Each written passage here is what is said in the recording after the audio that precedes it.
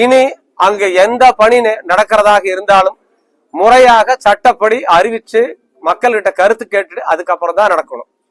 இந்த மக்கள் அங்க சாய தொழிற்சாலை வரக்கூடாதுங்கிறதுல உறுதியா இருக்காங்க.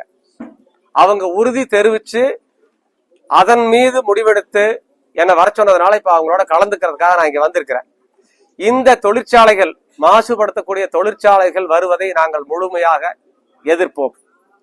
இது இந்த பகுதி, இந்த சேலம் மக்கள் அல்லது இந்த டால்மியா நகர், அது பேர் என்னது, டால்மியா போர்டு, இந்த பகுதிக்கான பிரச்சனையா மட்டும் நாங்க நினைக்கல. இது ஒட்டு மொத்தமாக தமிழக மண்ணை பாதிக்கின்ற ஒரு பிரச்சனையாக நாங்க கருதுறோம். ஏற்கனவே நொய்யலும் கௌசியா நதியும் கொல்லப்பட்டுருச்சு. கொடுமை வரலாற்றியே இல்லாத ஒரு அணை கட்டப்பட்டு 1 ஏக்கர் நிலங்கூட பாய்ச்சலுக்கு பயன்படுத்தப்படாமல் இன்னைக்கு வரைக்கும் கழிவுநீர் குட்டையாக ஒரத்துப்பாளையம் அணை இருக்குது. இதை பத்தியெல்லாம் யாரும் வெளிப்படுத்த